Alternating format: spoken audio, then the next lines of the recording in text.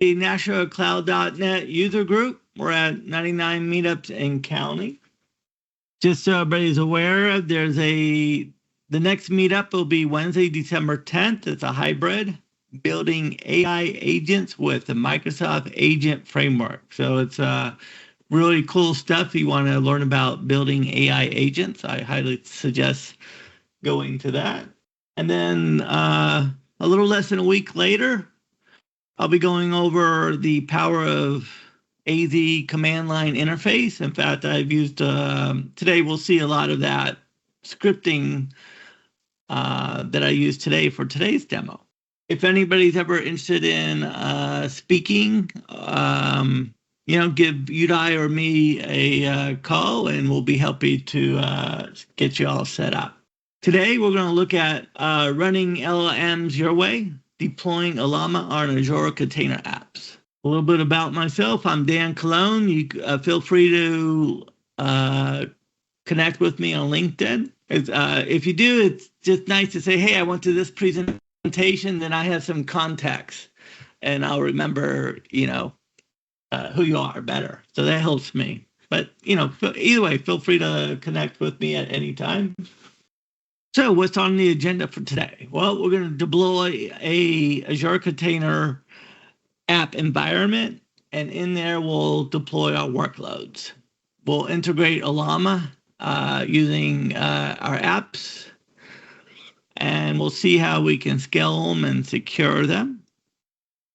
And basically, we're going to see an end-to-end deployment. This is going to be mostly demo.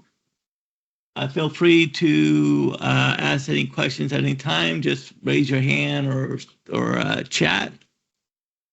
So the reason why I want to speak about this is because, when you host a large language model locally, it bogs down your system. So it would be nice is to deploy it in the cloud where you have more control. You can give it more compute, and you can shut it down when you're not using it to save money. There's a lot of different container options out there, and today we'll be looking at Azure Container Apps, but other ones are, let's say, Azure Container Instance. That will allow you to run a single container, but it's always up and running. The difference between an Azure Container App is you can scale down to 0, so you might be able to save on your compute. And then, Azure Kubernetes service, you always have to have something running, but now that's more for the enterprise. You can scale even higher than Azure Container Apps, but they can scale pretty high too. And Azure Container Apps is AKS under the hood. You have, I know I'm skipping around here a little bit, but you have Azure Red Hat OpenShift, which is just sort of helps you run your Kubernetes. And then the two that I didn't mention are Azure App Service and Azure Functions, which, like, Azure Functions are to run small little pieces of code. It's not really going to be an option to run a large language model, but you can run different functions. And then you might be able to run it with an app service too, depending on how you break it up. So if we take a deeper dive into Azure Container Apps, we'll see, obviously, you have to have an Azure subscription. That's the outer box here. A resource group, which is really where we put all our resources that have the same life cycle. And so today I have everything in the same resource group, but I'll point out a few things where you may have them in different resource groups because the life cycle might be different. So inside this resource group, we'll have a container app environment, which will allow us to run our container apps. And then we have other supporting resources. We can have a container registry where we can have our images and that will run our containers from. You do not have to use Azure Container Registry. That's just, I have it in this demo to show you. It's nice to use, nice to have. You use Docker Hub. It doesn't matter.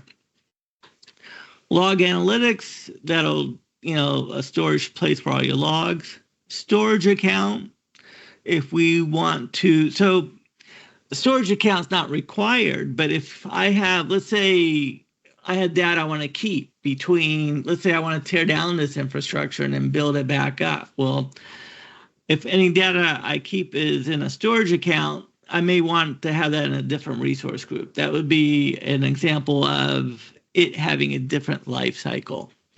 This storage account also allows me to, we could download several different large language models and store them in the storage account. And then as we scale down to 0, that it'll still be there. Whereas if I didn't have this storage account and the large language model existed on the container itself, then when I scale to 0, I'd have to download it again. And that would be why you'd want a storage account. Now, I also use a custom manage identity. And this is because if I'm deploying more than one container app, instead of having to manage a whole bunch of different ones, I have a I have a managed identity that's not tied to a specific resource. And so I'll create one. We'll give it the Azure Container Resource Pull role, which will give it permission to pull images from the container registry.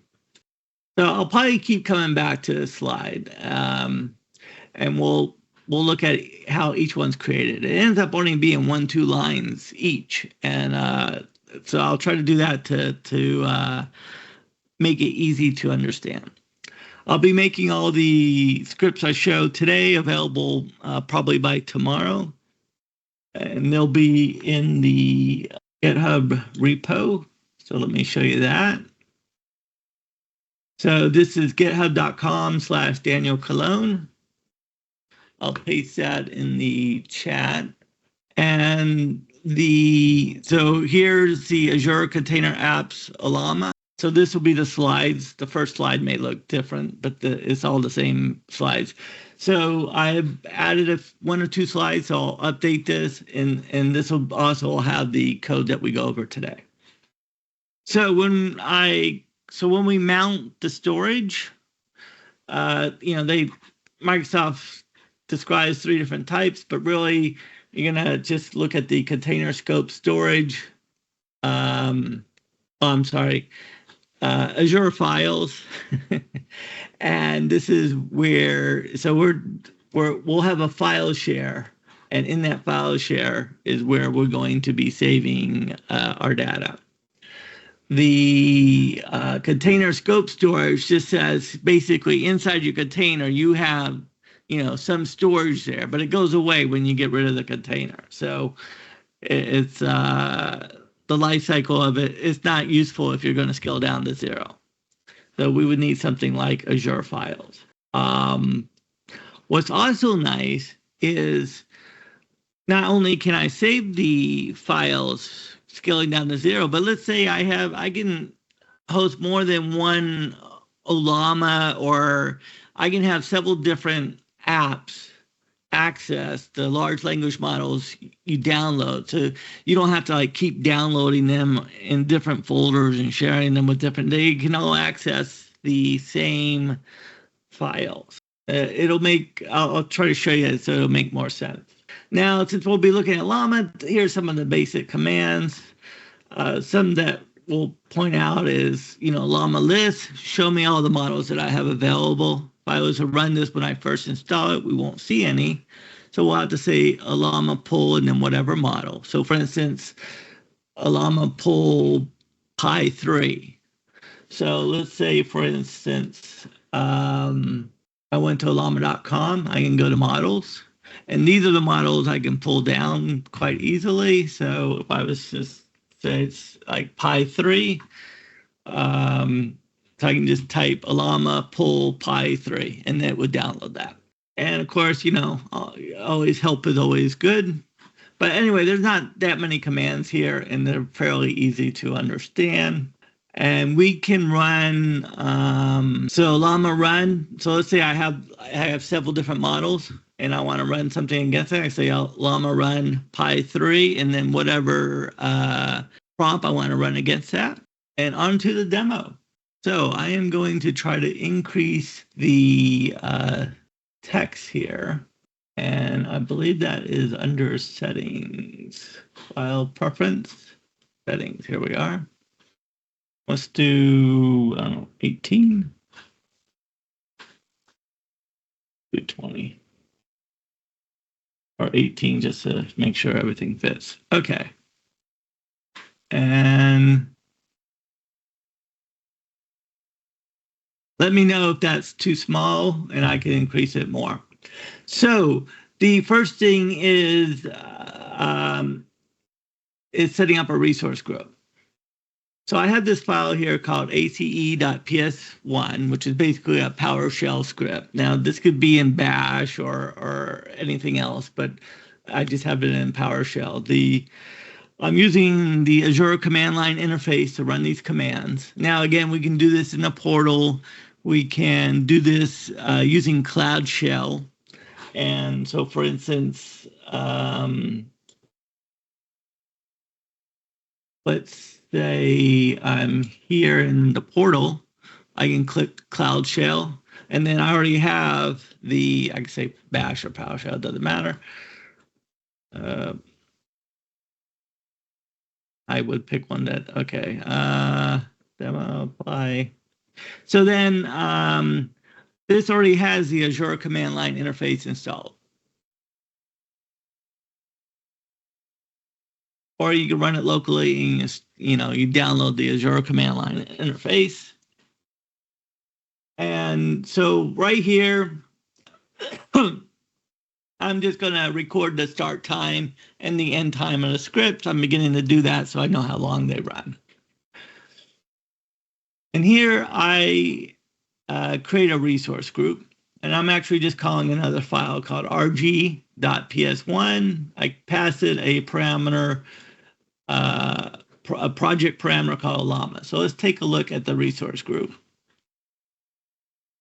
And if we look at this, AZ for the Azure command line interface, group, I think it's a bad name. It should have been called resource group because you might think of it as a group of users. So it gets a little confusing. But group is for the resource group. Create, I'm going to create a resource group. There are two things required, the name and the location. And that's really it. And then I put in a bunch of other stuff, a bunch of other tags. So sort of, I'm not going to do this for every command, but this is the beginning. So I want to sort of show you if I was going to create a resource group here. Let's say resource group. And I would say create. You may only have one subscription, and you may have several. I have several here. But it's going to default to your default subscription that you have set. And so I give it a name, resource group name, and here it says region. That's the same thing as location. And then you can add, you do not have to, but you can add any tags you want. And so this is basically what I've done here. Here's a very simple command to create it. And then I pass it some tags. So let's talk about just some of the tags real quick.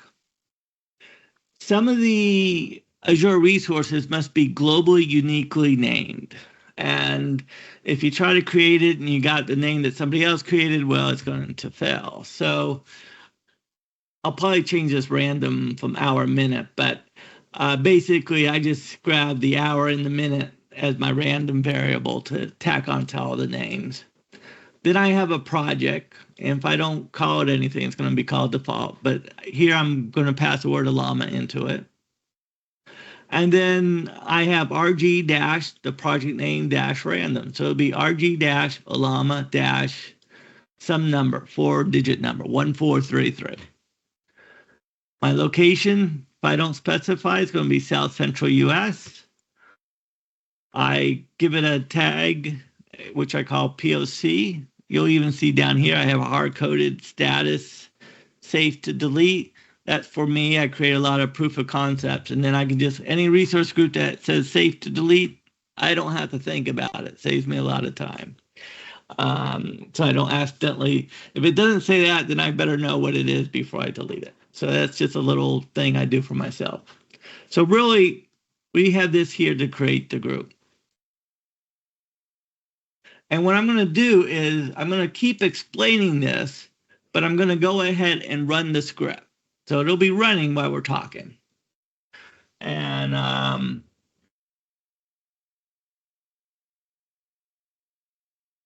so I'm running this ACE, Azure Container Environment is what I want to set up. I'm going to hit enter.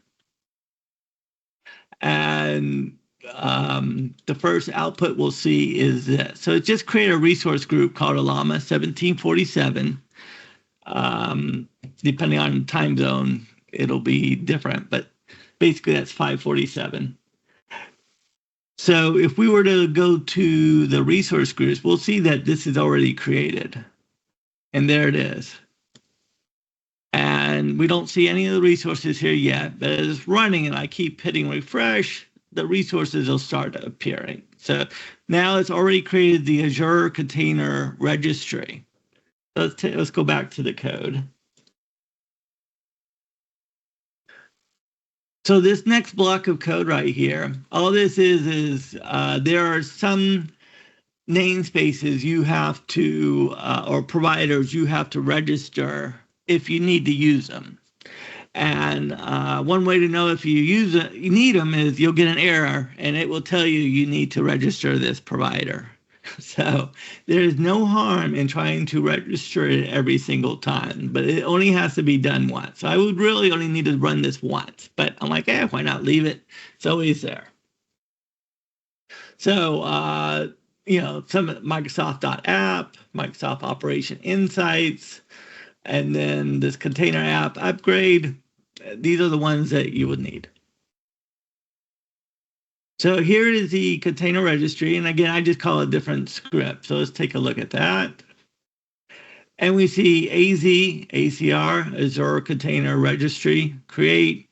I pass it a name, a resource group, a location, and a SKU. So basically 1, 2, 4 different parameters that are required. This is for the output. And all I do is after it's created, I say spit out the name. And this is this name here, ACR Ollama 1747. That just gives me a little feedback while the script is running that I know it installed it. And then I store it into some variables. Really, I only need the name.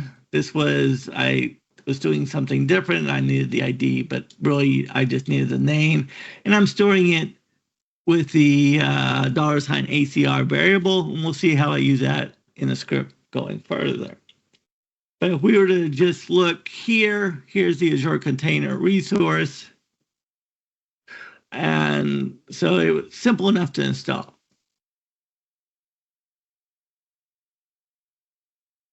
Now here is the custom identity that I wanted to create. ID ACR pull 1747. So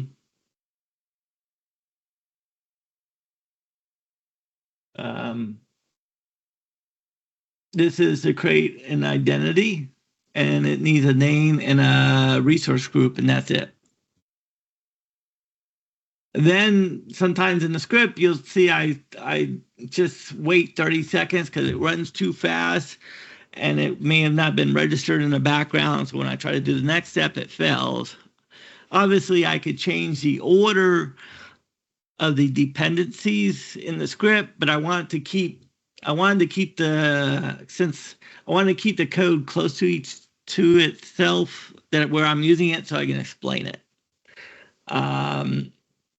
So like if I didn't wait this 30 seconds, when I assign this role to this identity, the system may have not finished processing it, even though it says it has.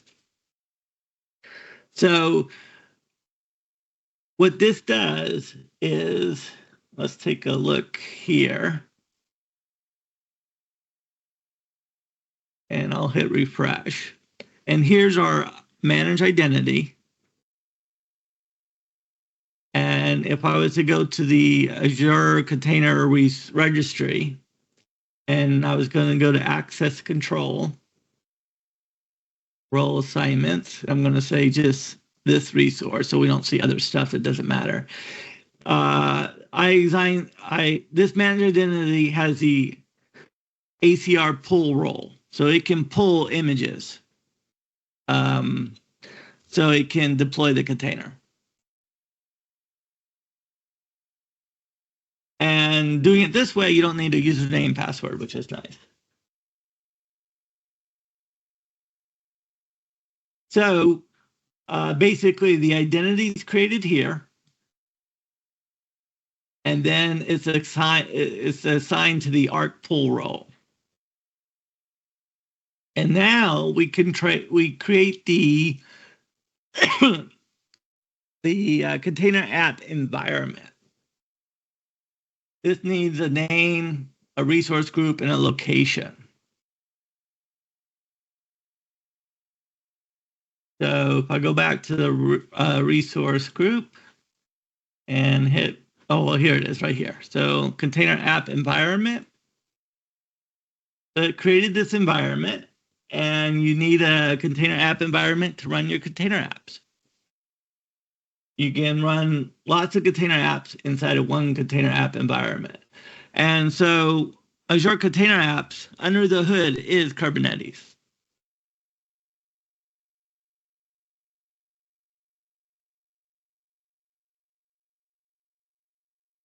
So the next thing I do is I create the storage. And basically, AZ storage account create. I give it a name, resource group, location, SKUs, standard LRS. I think that's the cheapest one. And the kind is storage v2. That may be a default setting now. I'm not sure. Sometimes you can set the default, but if it's a default, you don't need to pass it in. I'd have to double check before I took that out. And so that's this. And now in the container app, I create a file share. And so this is the AZ storage share create. It has a name. And so I call it models because that's where I'm going to store the LLM models. This is an important setting, quota 100 gigs. I think the default will set you at 1 terabyte.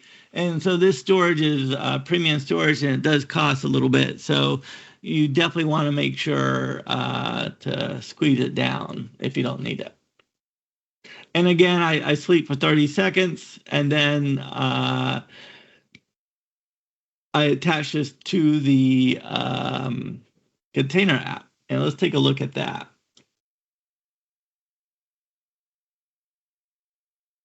So inside the container app environment, if I was to go to volume mounts, we'll see I have the CAE for container app environment, ST for storage, Ollama is my project name, and my random variable at the end is 1747. So I tried to follow the Microsoft naming convention. And it's good practice to follow a naming convention. It could be any naming convention, but I try to follow the ones off Microsoft. Now, I don't use the dashes that they have because, like a storage account, you can't have a dash inside it. So I'm like, well, instead of having these exceptions, just do away with dashes. So I don't use dashes. At least I didn't here, except I did at the resource group. So this is our setup, our share. And so if I was to go to the storage, I'll hit refresh again. And this is our storage account. And if I go to storage browser, file shares, I'll see I have a share here called modules. There's nothing inside here. So just to remember that, This is where our LLMs will go. I just run this to see what all the variables are equal to for troubleshooting. And then let's say how long did it run. So it ran for 4 minutes and 53 seconds. That's not too bad. So we have the container app environment running, but we don't have any containers running. So let's go ahead and do that. So I have another script here, and the first part of it says, hey, just make sure Docker's running, because I'm going to build the image and then deploy it to ACR, Azure Container Registry. Now, you won't need this step if you did it directly from Docker Hub or anything like that.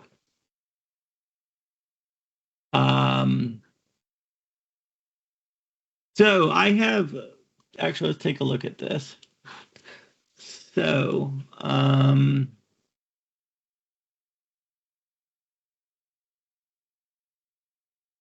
Docker Hub, there is a image for Ollama.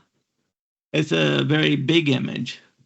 So there's also an Alpine image. So if you're familiar with Alpine, you'll know they have a much smaller image. They strip away everything you don't need. However, you may want to use the Ollama image. I think it's based off of Ubuntu, because they'll have a lot of things already installed that, while you're testing, troubleshooting, diagnostics, you may want all those things installed. So you may want the bigger image. But in production, you probably want an Alpine image. So I'm going to install the Alpine image. It'll be smaller. It'll install faster. And if you have the Ollama or the Alpine one, in the end, running the LLM is going to be the same. It's just the initial size of the image, right? So,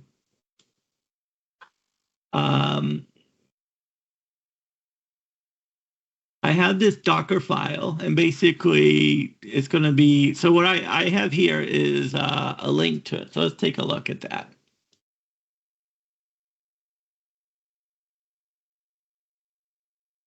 And I will just copy this and open it in a browser. All right. So basically, you can come here and look at the latest tag, and it's 0.1210. So you should always tag your images. And so that's what I did here. Instead of just saying latest, you could do that if you're just starting out, but you really want to tag everything. I'm passing in this environment /models, and that's because I'm going to attach it to the Azure storage file share, and it's going to be /models. And that's where everything's going to be stored. If I don't, then it'll be stored in a slightly different location, but it'll be stored on the container itself. This is the default port for Ollama. And remember, Ollama space serve, that is basically one of the,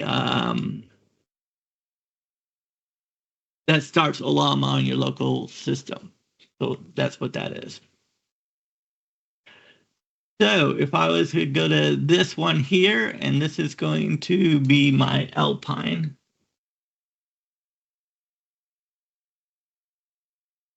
So first part says, hey, make sure Docker's running. I have Docker running here. And let's see how we're doing. I think we're doing good on time. So I'm gonna, it'll be, well, actually here, before I delete it, this is great. So this is the Alpine. See how it's 84 megabytes? And this is the Ollama one. It's 5.6 gigabytes. So it takes longer. I'm just going to delete everything. So this is starting from scratch. No images here. I'll start to run it, and we'll talk about the script. I'm just changing into that directory and then running the script from the directory above. Okay, so it says, hey, Docker's running. It's uploading it. Could not connect. Oh, all right. So one thing I don't have here is the it doesn't dynamically pick up my random variable that I had created. So let's go see what that is.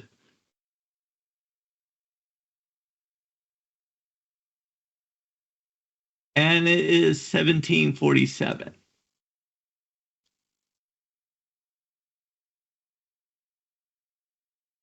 I'm just going to put that here. 1747. Save, and then I'm going to run it again. All right, so now it's running. Now it's pushing. Well, first it's pushing the image here, which it did. So it did that very fast. And now it pushed it to the Azure Container Registry, which it seemed to do that very fast because it's a very small image. So let's go take a look at that. Here's the Azure Container Registry. If I go down to services, repository, here's the image right here. And there it is. And it's tagged with 012.10. I thought it was 0.1210. Maybe I have a typo, but it'll work with it. So, yeah, that's exactly what I did. So that should have been 0. But we're not going to bother. And what the heck? Let's see, just to make sure everything runs good. Yeah, let's just, because it only took a second. I'm going to save it, run it again.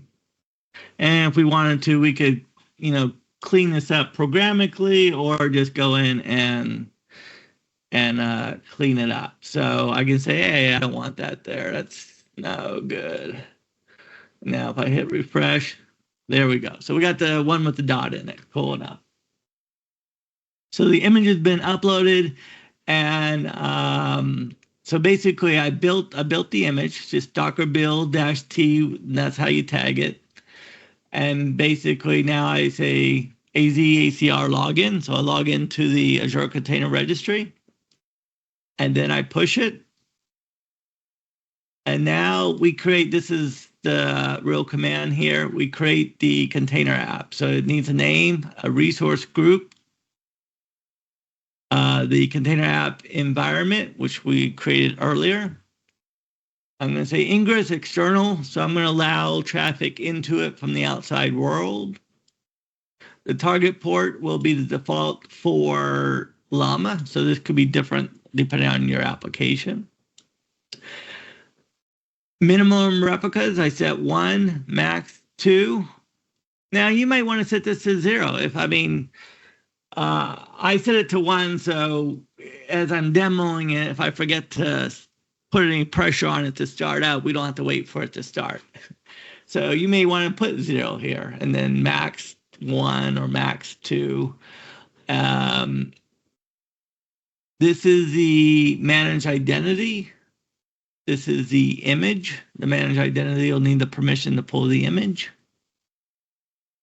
And this is the ACR. So basically, it's whatever the name is, .azurecr.io. So that's the common last part of the domain. So now, if we were to take a look at this, I'm going to go to resource group. I'll hit refresh. Right now, we don't see the container app. And now we see it, Alpine-Ollama. We'll see if I go to revisions. Actually, if I just go to overview, here's the URL for it. So I'll click on that. It says Ollama is running. So that's already up and running. That's great. We're going to look at volumes here. If you notice, nothing's here. And if I go to the container app environment to volume mounts, this is available. So unfortunately, it's sort of a manual step. You can't do it at deployment. Maybe later they'll fix that, but right now you can't. So let's take a look at what you need to do. So really, it's this URL explains it.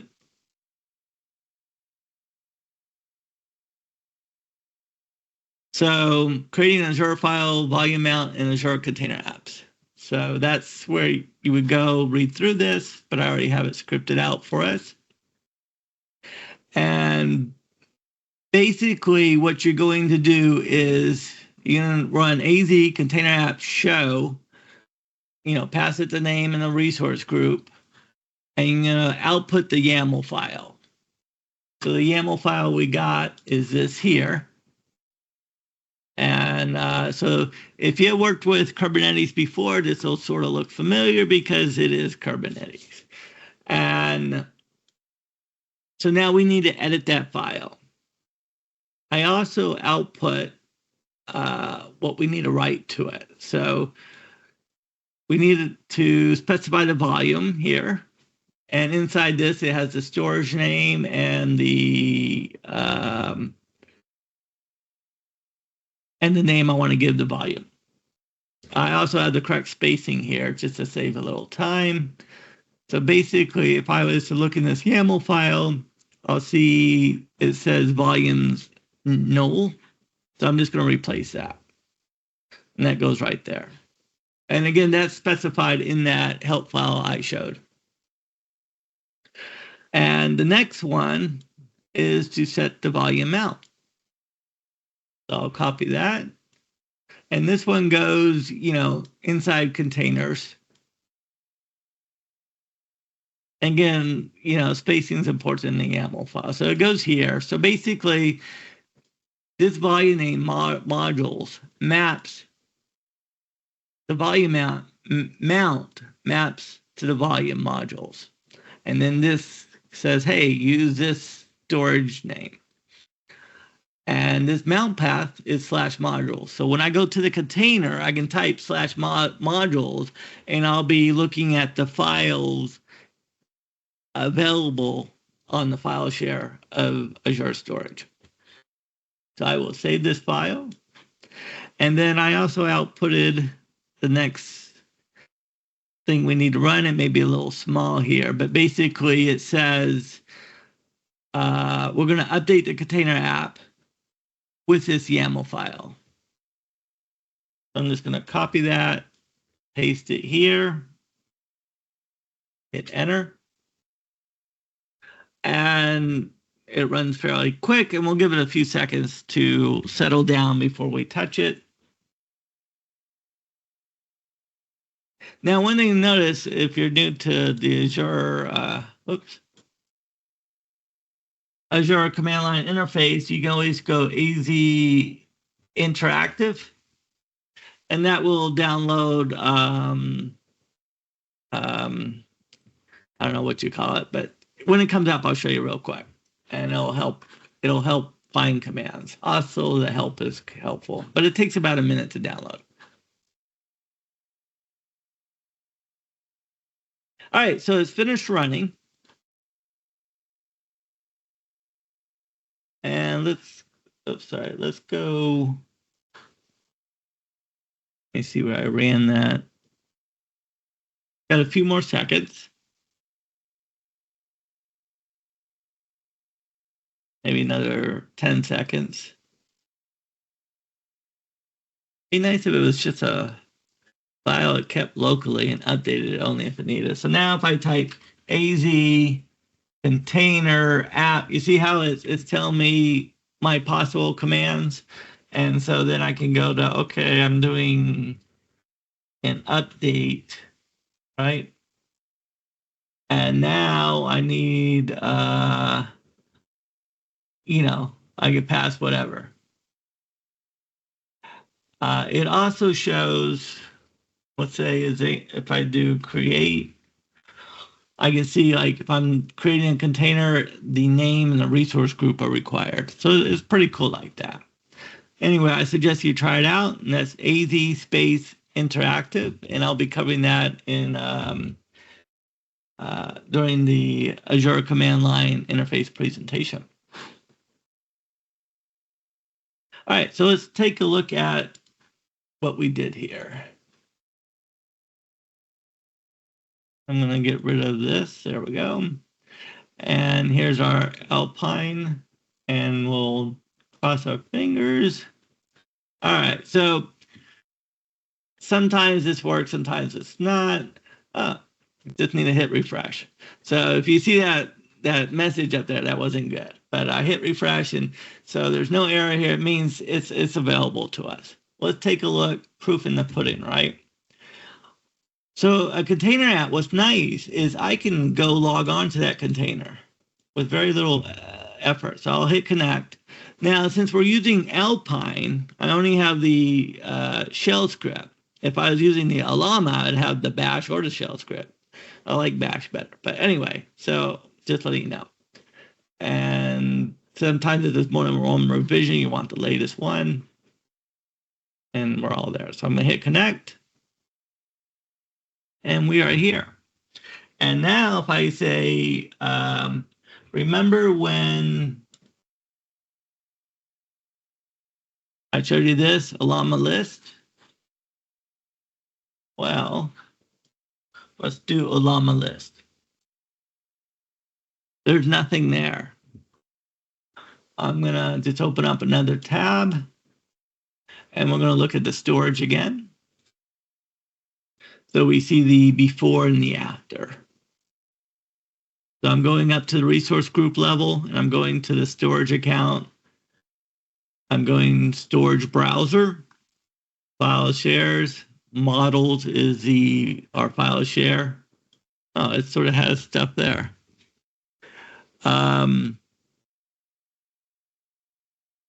But it doesn't have any, basically this is empty. So if I was to say cd/models, I'll see those folders probably. So I saw some folders here. And we'll look at manifest. I forget where they end up but we'll assume it's not there. So now, if I was to say Ollama pull, and this has nothing to do with what folder I'm in, Pi3, it'll download. So this is 2.2 gigabytes. Now, one thing to notice is I was going to say this might be faster because I'm up on the cloud, but who knows? Anyway, so it's downloading this large language model. It won't take too long. I downloaded several and was trying to find the smallest one, but I forgot which one won. So what's nice is you can have several large language models available to you, and you can swap between them, testing your prompts, seeing what works best for you as you experiment. And really, I mean, I'm going to show more of putting a front end on this and all, but you really don't need any more. If you're just, I mean, you can literally just access it through here, this console right here. You can also connect the console through Azure command line interface with the, let's say I don't know. I can just go container app space, and here it is. I think it's exe. Yeah. So with this command, az container app exec, and then I pass it the name and a resource group, I would open up a shell locally. So that's another way to do that. But we're just going to do it through the portal right now because we're already connected. And we will give this another minute or two.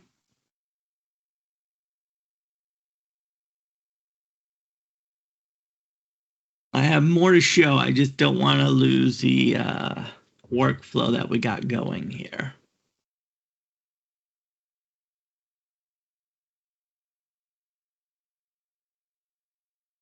And so another 10 seconds. Actually, it'll be a few there's probably a few metadata files it's got to download after this, but it won't be long. And all right, so now it's just verifying what it downloaded.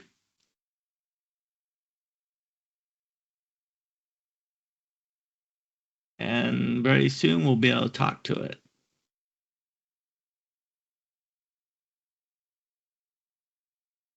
Give it just a few more seconds. Okay, why it's doing that? We'll continue talking about a few things. So let's say we want to secure it a little bit. Well, right now with this URL, it's sort of open up to the world. You can go to Ingress. You can say allow traffic from IPs configured below, deny all other traffic. So you would click here and then put your own. I don't want it to stop what it's doing, but I would click here and then I would put my own IP address, and then everything else is blocked. So that'd be one way to secure it. Now another way is I would come here and say limit to container apps environment. And so then it's only available within the container app environment. So for instance, maybe I don't want direct access to this. I can still access it through the console here or using the Azure command line interface. But the endpoint here won't be available. Actually, you can't do much there, but you can access it programmatically. But then that won't be available, only be available inside the container app environment. And so the reason why you do that is because you come with something such as Open Web UI, that would be your front end, and that would force everybody to go through that to access your Ollama large language model hosting in the back end. All right, so this is finally done. So if I was to say Ollama run, well, let's say Ollama list, right? So there's one here, Pi 3 latest. And if we were to go to the storage browser, file shares, models, there it is. There, see the two plus gigabytes. So there it is. Oops, not that I didn't see anything about it. But anyway, so download that, and I could download more. So we'll do that in a second. Let's have a little fun. Let's say Ollama. Let me see if I can increase the font size. All right, cool. Ollama run. Sometimes if it doesn't respond, just click reconnect again. That's because I left that window. Ollama run Pi 3. How are you doing? And so basically we're talking to a large language model, and why it's doing that. Let's also look at some of the stats we can look at. So if I was to go to the, so I'm just going to a different tab. I'm going to scroll down to the dashboard under monitoring, go to dashboards with Grafana, and just click here. Basically click on the only thing that's there. And now we can see the CPU usage, the memory usage. Right now it's last 7 days, but I want to see the last 5 minutes. And I want to refresh as often as possible, every 5 seconds. So now, as you play around with it, you can see how much CPU memory it's using, and that may make you decide, I need a bigger machine, or I don't like this large language model. It gives you a total look at it, at how it's working. So it just says, I'm a digital assistant. I don't have fill-ins, but thanks for asking. So there we are. And if I wanted to, I'm just going to download another one. And if I wasn't sure what to download, I can just go to Ollama.com, go to models, and we see a bunch here. And I had written down one that would have been small, but let's say my mind went blank. Anyway, we'll just go on, download the same one. What do you say? Mistral. Here, Mistral small sounds small. So I'll download that, and it'll start to download that. So you can see I'll have a lot of different models that I've downloaded that I can choose between. If I scale down to 0, then and scale back up, this will still be available because I'm saving the large language models to a file share. Now, next question is, how do I scale to 0? Well, I can just go to scale, and by default, it's hooked up with the HTTP scaler here, and it'll scale up or down. So you can play around with this. You can also choose an Azure queue, a custom preset. If you want to scale to 0, you just put 0. And then you can put 1 or something to help save some money. So obviously, what I would do is you can put it to 0. So if you leave it after a certain period of time, it'll go down to 0. Again, don't forget about that storage. It's going to cost you a little bit of money. I just want to point that out again because it does. Account share. Oh, here it is. So that's very important, that quota there. Let's take a look at that. I think you can see that in the portal too. So if I'm here, and I go to the storage, and I go to storage browser, file shares. There it is, 100 gigabytes. And you can edit it here too and make it smaller, but it'll default to 1 terabyte. So you definitely want to squeeze that down. I had made it smaller, but large language models are actually quite big and you'll eat up that space really quick. So let's put a front end on this. Let's see, how are we doing with time? Oh, I think we're still good. We're doing perfect. Okay, so I have here an open web UI, and this is sort of the front end for it. Oh good, here's the, I may skip one step so we don't have to, because it takes a while for it to build. All right, so open web UI, here it is. So we just clone this, build it.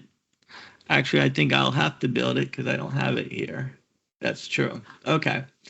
So let's run it and see what happens. So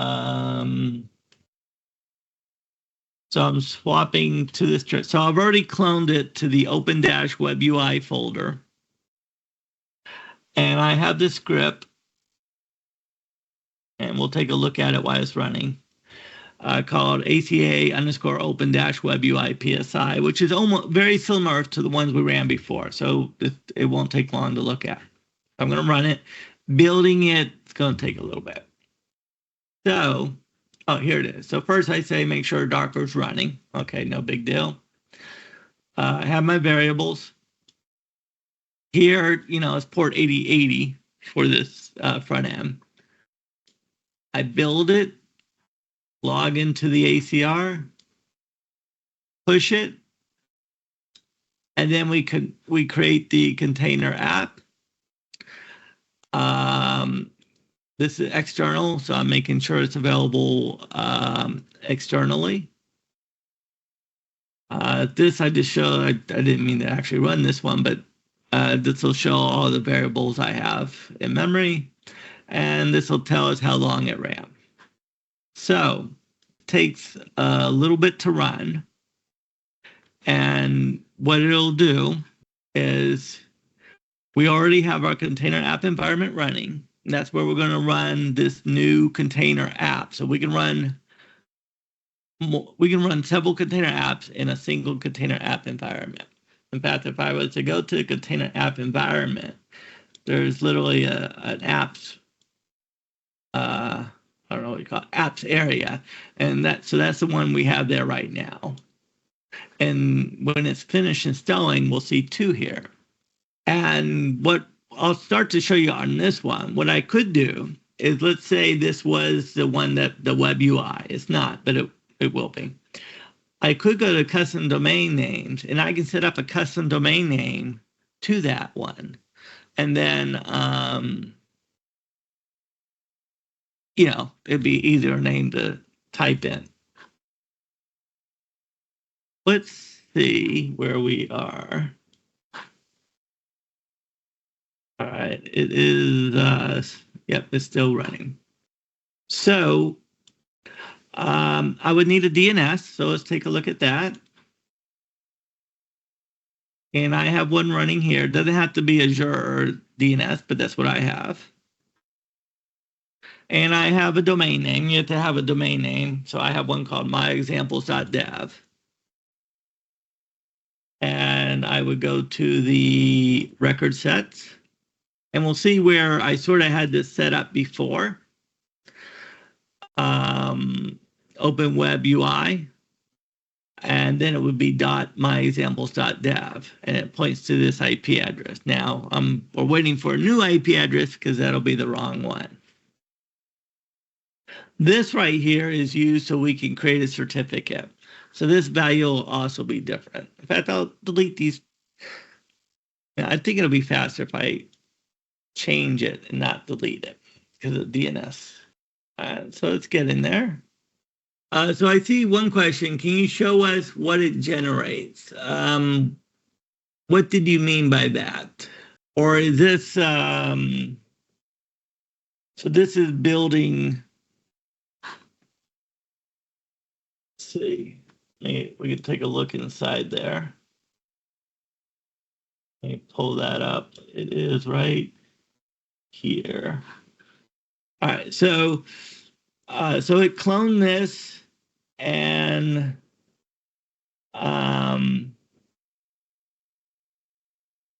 it's building an image that will go to, oh, that's, here it is.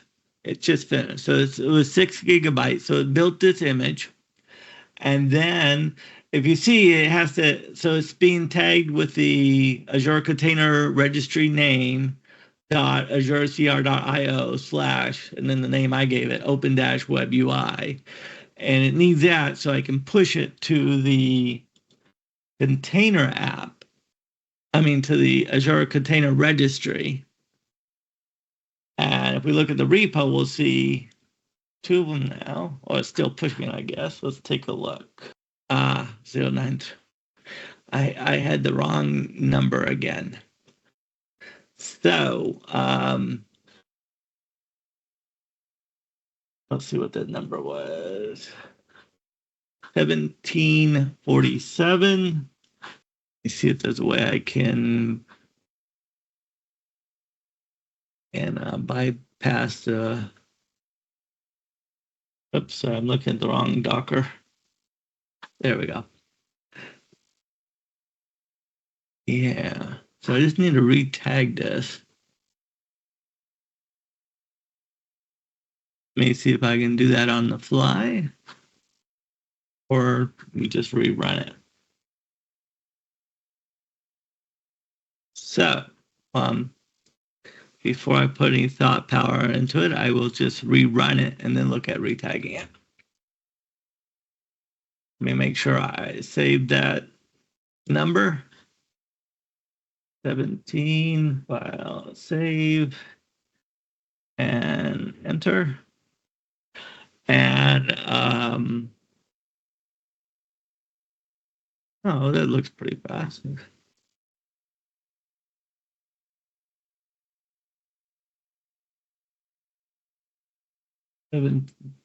Oh, okay. So it was able to at least that's what's nice, all the layers. So it was able to do it really quick.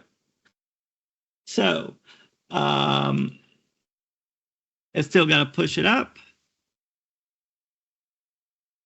which won't take too long.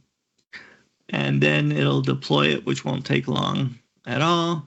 And then we'll have a front end for the large language model for the Ollama. Oh, so does it generate a new registry for each model? So basically, there's one Azure Container Registry, but it's a different repo. So minimize that. We'll go here, and we'll see it in a second. So once it pushes it up, there'll be a new one here. It'll be a different, there it is. So it's a new repo. Now you have different versions, or, it's tagged, and that'll be in the same repo. And now that it's there, what it's doing is it's creating a new container app. So I'll hit refresh, see how fast it is. There it is. And so if I went to the container app environment, I'll see that there are now 2 here.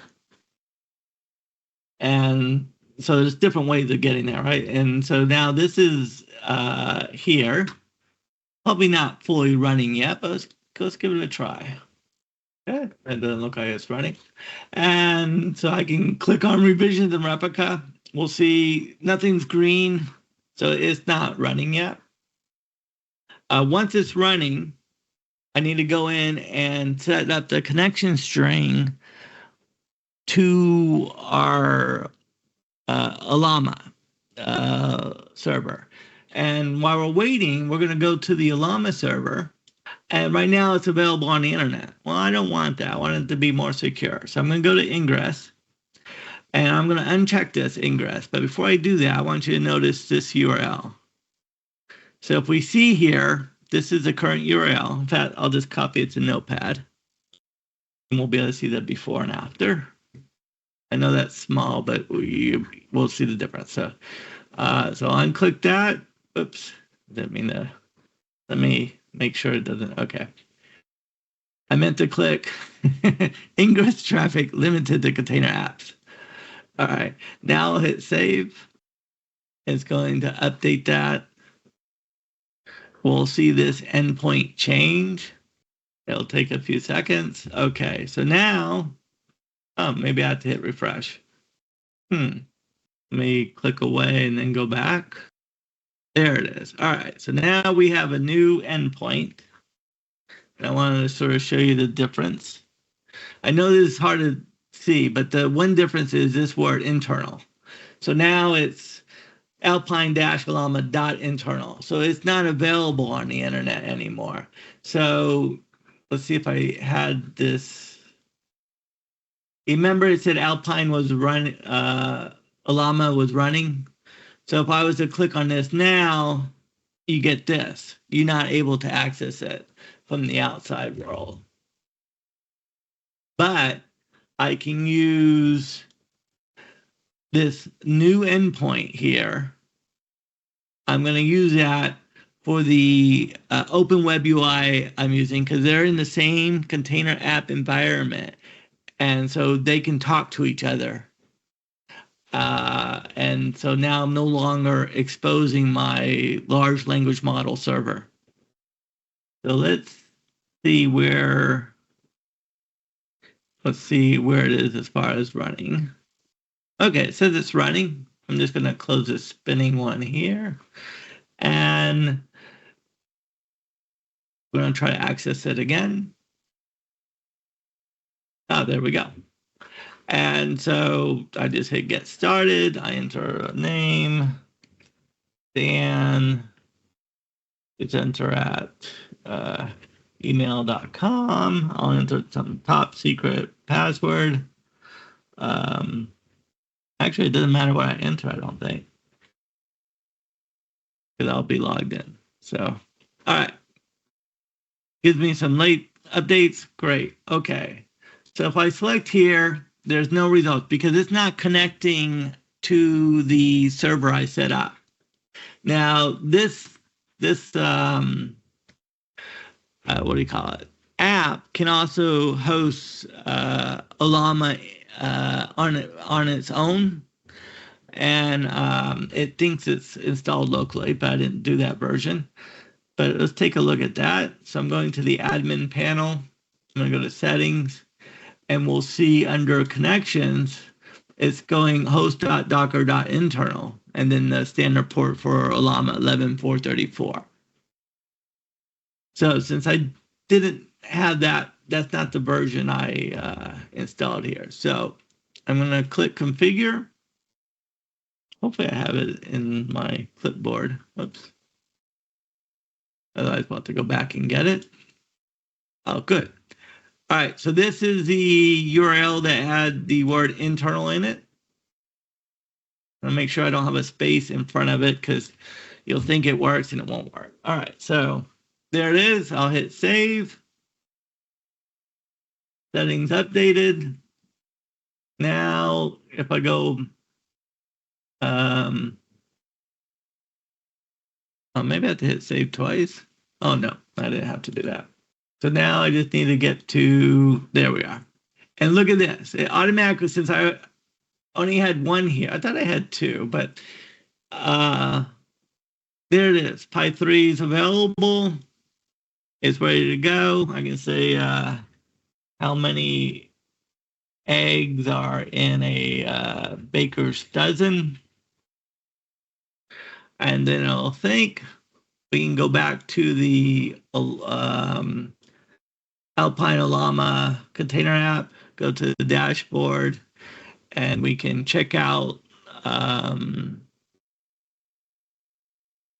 the stats on it. Obviously, remember, this could be 5 minutes behind, and it may take a little bit to answer that question. I think I already know the answer. So maybe large language models aren't that great. No, just kidding. Anyway, so now we have a front end. It'd be nice is if I didn't have to tell people this long URL. So let's change that real quick while we're waiting on it. So I go to custom domain, and here's my IP address. There's lots of ways of doing it, but this is one of them. So I'm going to set up a record. So I'm going to go to the my DNS, and this could even be Google's DNS if that's where your domain name is and all. Obviously, I do everything in Azure. So record set. I'm going to edit this. Now, one thing, some tips are keep your time to live very short. So it will expire, especially when you're setting stuff up. If you leave it at, I don't know what the default is, an hour or a day or whatever, you might have to wait 2.5 times. I don't know the algorithm, or I've always went with 2.5 times or whatever it's set to finally clear everything. Sometimes it clears very quick if it's not, out in the wild. But when you're starting setting things up, have your time to live very short. You can always expand it. I can always come later after this is running correctly, come back and increase that time to live. So I'm going to hit apply. And so now openwebui.myexamples.dev will, if I was to ping that, I would get that IP address. However, I'm serving it up HTTPS, so that's not going to be, it's not going to work for us yet. So I'm going to say add a custom domain name, enter it. Well, it's going to be, I forgot what I've already was set it to. OpenWebUI. OpenWebUI.myexamples.dev. While you're doing this, I highly recommend, a subdomain, a domain name you can probably buy for anywhere like $10 or something, It's good to have so you can play around with. I'm doing an A record because it's mapped to an IP address. So it's telling me I have to have this A record, which I already do. Then I have to have a text record that will start with ASUID and have this value. So I'm going to copy that. Go here. I don't know. It looks like it did change. So it's ASUID.OpenWebUI. Actually, I'm going to delete this so you can see the full process. So pretend like that didn't exist. Oh. All right. I have it where I can't delete stuff because I don't want to accidentally delete my DNS. So I'm going to edit this. If I was just going to, we'll just go with editing it. So I'm going to edit. I'm just changing the value here. So if I was going to add it, I'd just choose a text record. I'd have to type this in.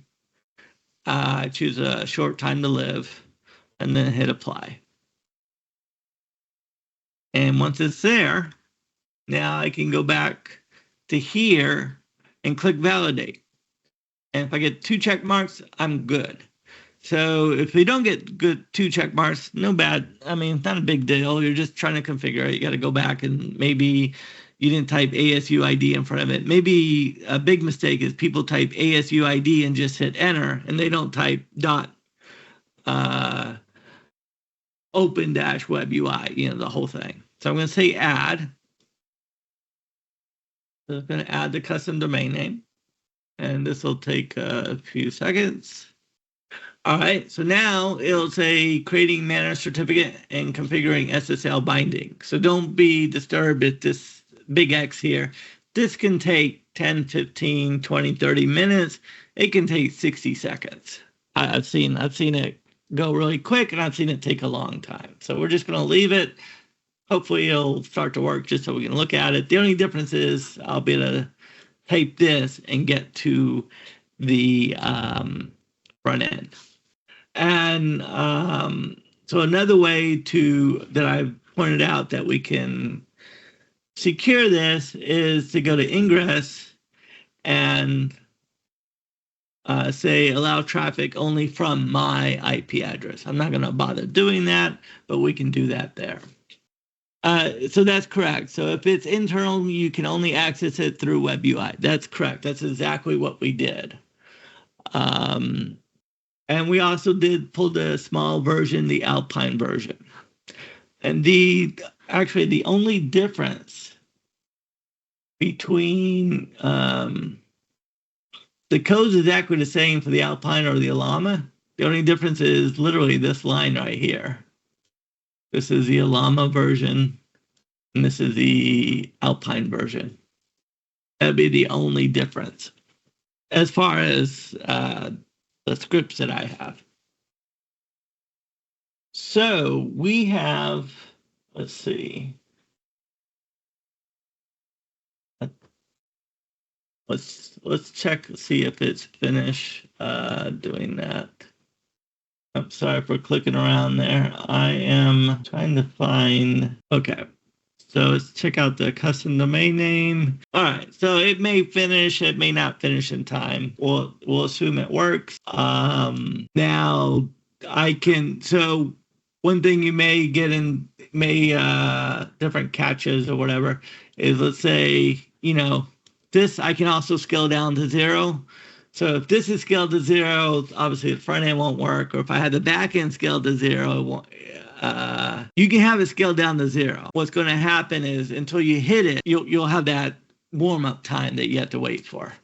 So it's not that it won't work. It's just it's got to start up. Let's say you want to save more money, make sure you don't make any mistakes, is you can have the storage account in a different resource group, and then you can just delete the entire infrastructure and then recreate it when you need it, right? But what are you saving? Well, you're just saving the download.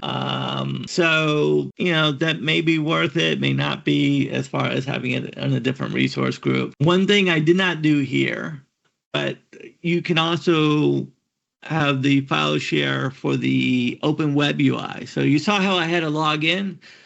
So it has to store that account name. So if I do scale to 0, when I start it up again, it'll be like the first time, and I'll have to create that account again.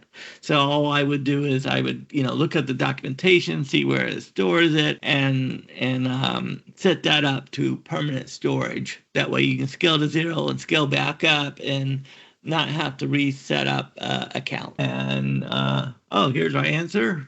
So There are 13 eggs in a baker dozen. So any additional questions? I think I showed everything. Yeah. And I'll check one last time to see if we got nope. All right. Yeah. So that's everything there in a nutshell. I will have the slides updated with the code by tomorrow. There it is. So now, if I was to go to openwebui.myexamples.dev, I have to sign in. It's a new URL, so it doesn't know I'm already logged in. But if I look here, connection secure, I got my certificate, free certificate, by the way. I did not have to buy this. It's provided to you. That's what's cool part. It's good till yeah, so that's everything there. And so our next meeting will be December 10th. So building AI agents, a hybrid event. I think this will be quite popular. And then I'll speak again on December 16th, and I'll be talking about Azure command line interface. So a lot of the commands I talked about, I'll be talking about it again if you find that interesting.